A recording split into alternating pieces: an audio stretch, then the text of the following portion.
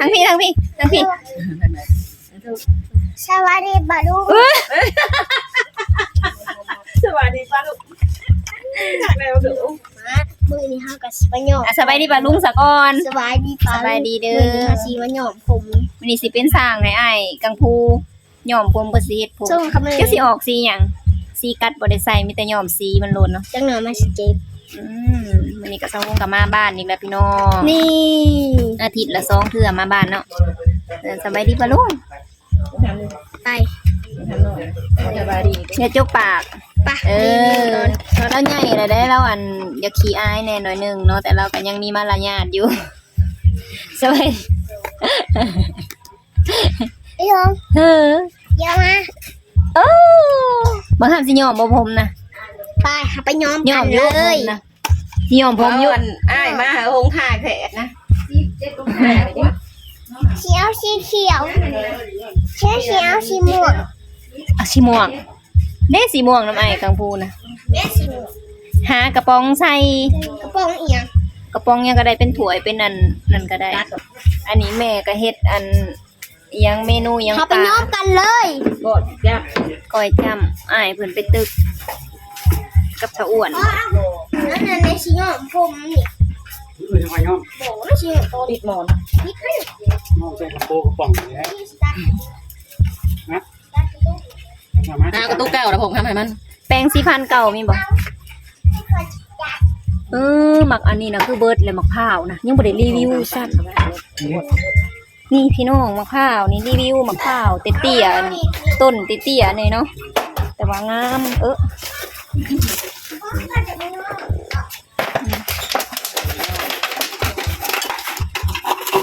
มึงเงียน อัน พั นี้ ก ก็ปิดเอาก็ได้ เอาเงียนมาพักโอ้ยมันก็ผิดกฎเนี่ยมันก็ตบมือมึง ตบรูดอุดเอาก็ได้ บ่แล้วจังย่อม มันก็ต้องคิดเพิ่มก่อนตามรักมันน่ะ เขาบ่ให้ ย่อมกับย่างมันแล้วมันผมสั่นมึงน่ะผมกระนาวนอกอีกยึดสองกระทง ให้เขาอันปิดโรงเรียนพักโรงเรียนก่อนจังอัน ซื้อมา ย่อม ที่บ้านไปใช้ ย่อมมือได้ก็ได้ วันซุกเขาก็ปิด ออกไปเลยออกเลย มาก็ พี่น้องต้นมัน โอ้เรื่อง ก็คือมีอันมี2-3งาแบบนี้นะเนาะแต่ว่าค้างทั้งนั้นน่ะกินเบิดแล้วเหลือแต่อันนี้แต่2ผัวเนาะ2พวง พาบีบมันฟังพอเนี่ย ค้างทั้งนี้น่ะกินเบิดแล้วเหลือแต่กลางมัน ปิดเงียนก่อน ตอนแรกก็ได้มันสิย่างอิหยังคือตื่นอิหยังก็อมอันนั้นก็ได้ เอามาขายแล้วก็จะแตะได้นะลุงบุก ในส่วนอันตัวอันละตัวเฮาซื้อมาน่ะเราซื้อมาใส่บ่นี่ เราจะเอาแตะ ป้า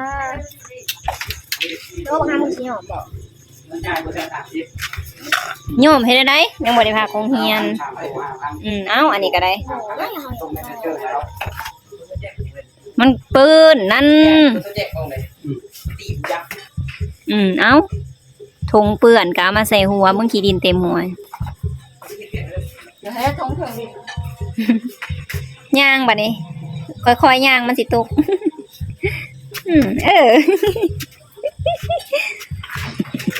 มึงดู ก็อยากยอมก็อยากยอมถ้าก็อยากยอม ดำกับโยมบ่ดำเหม็น อิว อิ่ว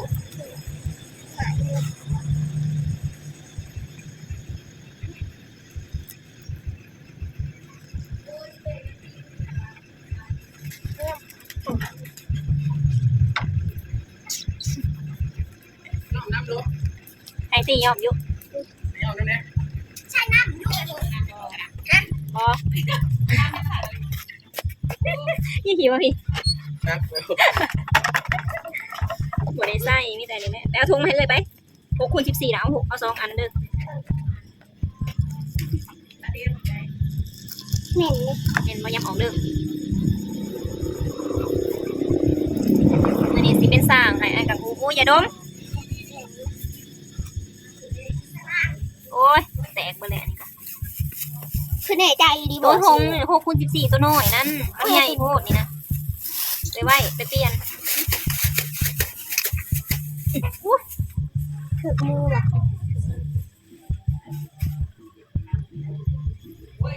ทำไมสบายดีป่ะลุง สบายกับโบเห็นเลยสบายสบายนะ สบายดีป่ะลุง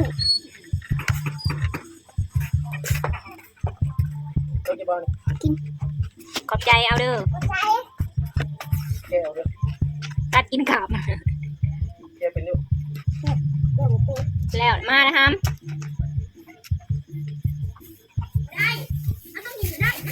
โอ้ยถึงมือไปเลยไว้ บอกว่าหยอกบนเดียว อ้ำไฟหยอกผมน่ะ เอามัดนี่เมนบอเมนอย่ามาใกล้เด้อเมนเด้อเจ็บหัวได้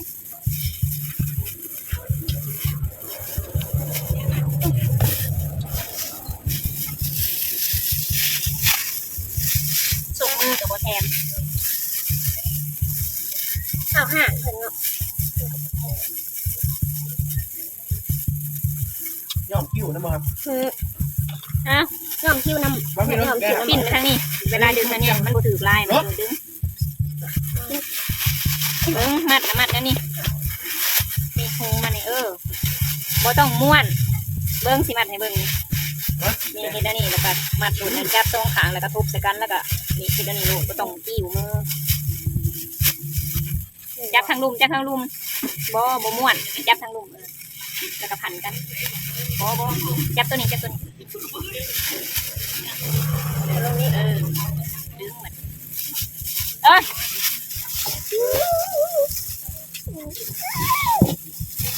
เพื่อนหน่อยเก่าเป็นเก่าตัวของใหญ่กว่านี้ปิดก่อนกล้องอ่ะพูดอันนั้นก่อน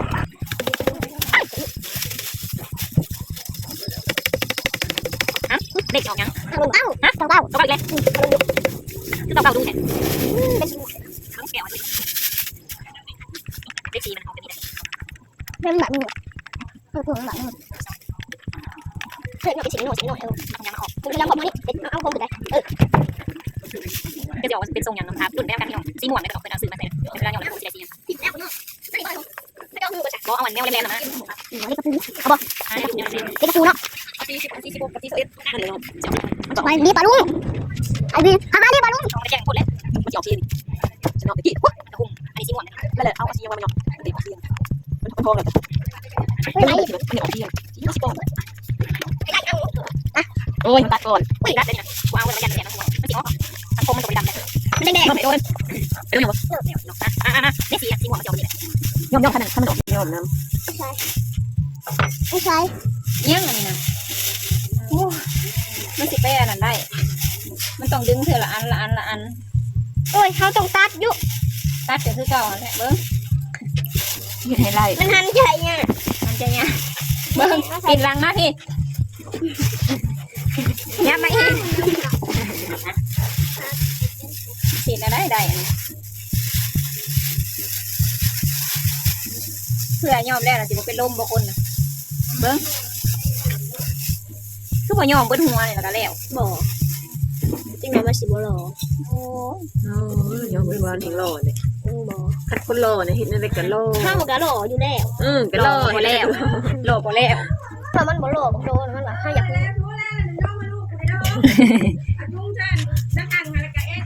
ไอ้กระปูเด้ เจียเหลือเนี่ยเขาย่อมแล้วเจียเหลือมันนะเนาะ อันนี้สร้างจำเป็นเจ้าด้วยเอาไม่ได้บ่เลยนะ เอาสีแดงผู้ใดเป็นบ้า ส่งร้อนโอ้ดูมาได้มาตรงนั้นอันนี้ต้องมีแนวอันนั่นแล้วก็ดึงออก ทุกอย่างมันอยู่ได้ มันบ่แม่นแนวเลย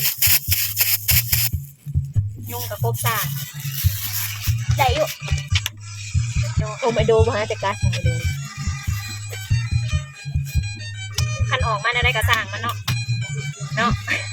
ฉันยอมบ่หัวหรอกสัก โยมเบิ้หัวโหลดนะง่ายๆเลยยวมโหลดเนาะเบิ้หัวเนาะ ปะทู ยวมใส่หรอแหละมัน โน่แบบได้ก็ได้เนาะหมัดเลยก็ได้ โชว์ไปสิครับ ดูคิวบ่โอ้ยยุ่ง หมัดเลยก็ได้นะ มัน ข้าวหมัดเลยก็ได้ ออกมาสีอย่างเนาะ ออกสียังกะหยา ปีหนามา เข่าคนนี้เข่าได้ค่ะ ปีหนามาปีหนามา มาเข่าดูบ้าง เสียตาอยู่คนเขาตา เดี๋ยวถ่ายกินเย็นนะคะมาเดียว เลยเห็ดเลย มาเป็นอย่างนี้ ย่อมไปข้างหน้า คือบ่ยอมเบิดหัวเลย วันนี้ไปอุ่นแหละเข่าเย็น บ้านได้มันก็ ยอม มา เบิดหัวโลด เห็ดยังกินกันแต่แนว ยังบริหูเมนู จะบอกที่อยากเนี่ย กินแต่น้ำไม่ได้ของกัน โคตรเห็นเด็กบอกโลดเขาปอดเบิด ด้วยแล้วลูบโลด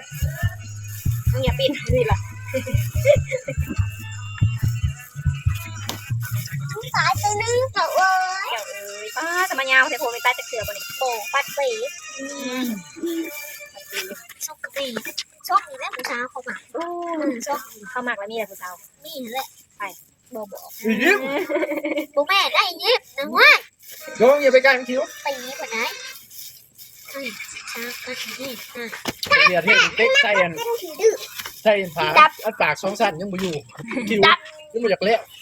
มันมาก็จังผีดื้อ มันอู่เขาดังนะอุ้ยเม้นคือยังนี่ โอ้โถอา เฮ้ยขึ้น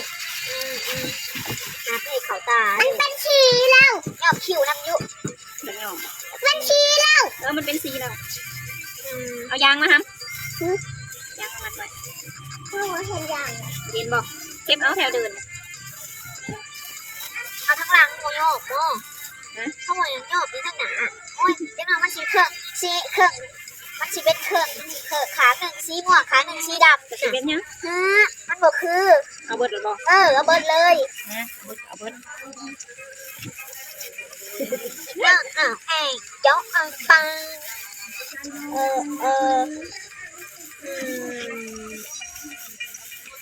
จะมีน้ำเปล่าผมบอก บอกกระลม เพราะว่ามันจะมาด้วยยานค่ะไปนั้นใกล้ๆทะเล โบเบาอัดดักไว้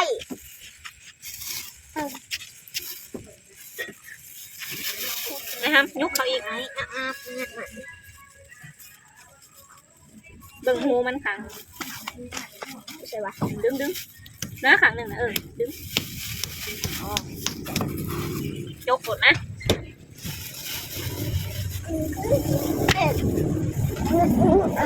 ใช่เลยล่ะเอาไปบอกดูป้า ไป ไว้ ก่อนนะไปก่อน หรือมันสิเลตเอาเพื่อนกันเอาคัน ดูว่าสินยอมทางใดดู เก้าให้เท่านี้ย้อนทั้งนี้รักทั้งทึง โอเค เล็บเปิ้นหาหน้ามันยาวนี่อย่าให้เบิ่งนะค่ะอะไรนะค่ะมันเป็นสีแล้ว เป็นสีอะไร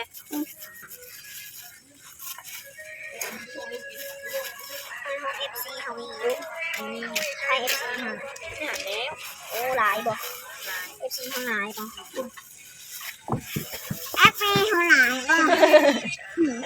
เบิ้งงอน ชี้ยังเย็น FC เขาหลายบ่ FC เขาหลายบ่ ถามดิล่ะ ทุกเอาชี้อัน FC เขาหลายได้บ่มันมีสีเขียวอยู่ถูก มีแต่สีเทาคือบอกเอาสีเทา เอาไปอยู่ว่าผม สีเป็นยัง แรกเข้ามาสิเอาหนูสีเทาหอมคิว โอ้ยสร้างเลยกับเปื่อนไปเลย มันยังดักอยู่ผมอยู่นะมันยังดักอยู่ผมอยู่นะซีหนวกแหละใช้ดูซีหนวกแหละ ยอมเรียกกระถาประมาณ30 นาที ปัดโท เศร้าก็ได้อย่างนั้นมันเกิดทันมันถึงมันจะกินลาย มันเสีย เบิ้งมันก็แสบมันได้มันกัน ทักโมเซ่เพิ่น ถ้าแยงเบิ่งนะพัดมาแยงเบิ่งด้วยนะค่ะบอมาแยงเบิ่งแชร์เบิ่ง ทั้งล่างคือบ่ใช่ ไปทำให้แกดูอะไรอย่างนี้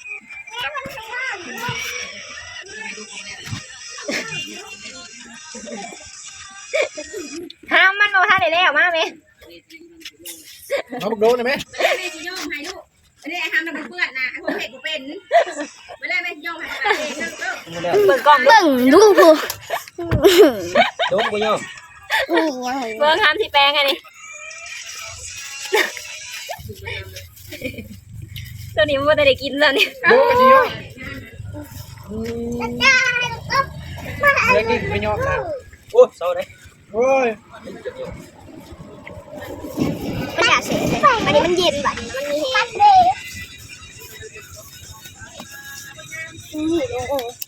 มันสีแข็งมาตอนหย่อมแปลกๆนะอันนี้มันสีอ่อนบ่หย่อมใช่ไหมเอาเนี่ยเนาะ เริ่มกินละเอานี่ ทันได้เลยนะบวมไว้ ทำนะ นั่งลงนั่งปีหนามาปีหนาฮะเอ้ยพี่ทำยังไงปีหนาฮะเอ้ยพี่ปีหนามาปีหนามาผัดปีละ อย่าหย่อมได้ดู ปีหนามา ก็ย่ามึงนะผู้ชิโยมให้บักดำนี่ ปีหนามาเอ้ยพี่ น้องจะอยู่นะ ให้ได้สีม่วงน้องได้สีผ่ามาปีหนามาปีหนามา แม่ พี่ บอกสิเอาสีผ้า เอาเลยบอก สี เพื่อลายเหลือ เอาสีดีเจกันดีเจก่อน อย่าหายเด้อ มึงอย่าหายได้ดูเสียบได้เสียบดิ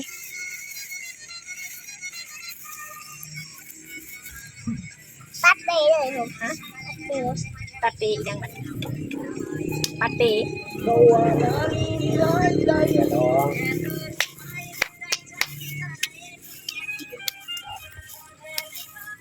น้อยๆนี่ก็ยังย่อมโอ้ อีแม่บอกให้มึงโยมโยมแต่ทางปลายมันน่ะขันเอาหัวโยมได้แต่ทางปลายเขาก็โยมแต่หึงเร็ว ก็ย่อม นี่โยมจะได้ทางนี้นี่คือน่ะขันนี้นะเขาก็โยมแต่หึงเร็ว ใส่เครื่องหนึ่งสีเอาสีผ้ามาใส่อีกสีทองมาใส่แบบ โยมหลายๆสีเถื่อนเถื่อน เอาใส่กันเลยรวมกันเลย คงดูแล้วเลยเด้อปลาลุงเอ้ย สงการนี่ขักหมดแล้ว โอ้เขาเท่เลยใส่แต่ทางหน้าก็พอบอทางหน้าก็พอแล้วก็ทางหล่างก็ต้องใส่ อุ้ยโคตรหวานเลย ป้าสั่งอะนะ โคตรบัวไหวเลยจะกล้า นั่งซื้อเด้อมันเหลือได้นะ ไม่ทำหยอกเลย ย่อมบ่ติ โอ้โหเศร้าเลย หน้ามันเหลือนี่นะย่อมเป็นเบิดจ้ะ เจ๊อีสอยู่นะ เอามาใส่อิ๊วเอาใส่อิ๊วมา อีสะอิวมาสะอิวนะสะอิวมาสะอิวสะอิว ไม่เห็นนะ เอามาตรงมือกันนะ บอเห็นมัน สะอิวมานี่ ตามมัน ถอยบ่ถอดก็ได้ หัวย่อม มาเห็นนะมาเห็น ย่อมแต่หัวมันนะ แต่หัวนี่นะ ต้องหูมันนะ เอามาพี่ เอาเลย จับน้ำเลยนะครับ เพิ่นน่ะบุญยอมแต่เบื่อ ดึงใส่มา เนี่ยไปล่างของมันเดี๋ยวหยิบเข้าตามันนะย่อมเลยชงแตก เอายังมาอีกครับเอายังมาอีก เดินมาทรงโมเดิร์น จะพาไงขีดมือดังมัน ดมอย่าบายเด้อบุญวันเที่ยวมั่วไปหน่อยดูไปล่างดู มา ไปล่างก้อนนะฮัมที่ไปล่างน้ำลังนะ พอใส่อิ๊วก็ มัน ได้ จะออกแต่งเทศตาอะไรก็มีนี่ เห็นอะไร วงมน โอ้ยว้าว เอาจับเลย ไปเลยไปแล้ว เป็นวงมน ไปแล้วแถวอ้อมตาเลย เห็น เห็นอันนี้ ลายเสือให้มัน เห็นเยอะยิ้ว ลายมันเชิงเยอะ แล้วไปไปบางอื่นนี้จังไงก็ได้ยอมเบิ่งให้บักดำเนาะ เด้อ โอ้ยชายหน้ามาตัวนี้ จัด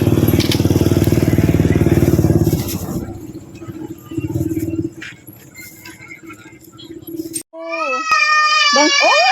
เสยขางอีกได้อีหลีได้หน่อยนึงถ้ามันออกแดดมันจะสิเห็น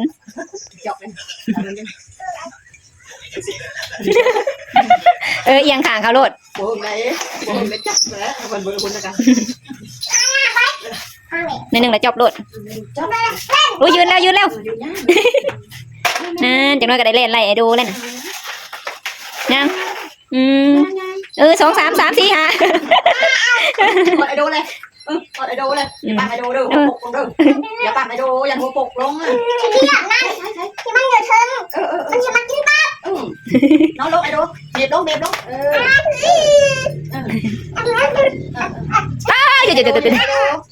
บียดไอโดเด้อสบายดีปลาลุงดูนะจะได้สบายดีปลาลุงดู เจ็บ ไอ เพิ่นก็ให้ นั่งลง อย่าไปอมแน่นะ ผมไปโดดได้ผมหนาไปโดดได้ อีแม่อย่ามันเมา อู้ยอะไร เอามาพี่พอแล้วก็ได้มา พ่อเปื่อนมือมาซื่อ สะอิ่วปลาลุง เดมันก็ออกอยู่นะก็ออกสีแดงเบิ้งปีนมาทางนี้ทางหน้านี่น่ะนี่ก็ออกสีแดงอยู่เดี๋ยวนี้แต่ว่าผมเพิ่นน่ะเป็นสีทองอยู่แต่เก่า ปิดเด้อค่ะ นี่เท่าดูมารีวิวทรงผมเนาะหลังจากที่ ย้อมไปนี่มันก็ออกอยู่แล้วมันก็ออกสีโทนแบบม่วงๆแด ๆเอ้ย ง ห้องไหนบ่โง่เพิ่นน่ะบ่เอาสีโตสีอิหยังเลยตัวเพิ่นเว้าสีเหลืองสีทองมัน ๆสำหรับคลิปนี้ก็ขอจบไปเพียงส่ำนี้เด้อบ๊ายบายห้ามเมื่อนะแม่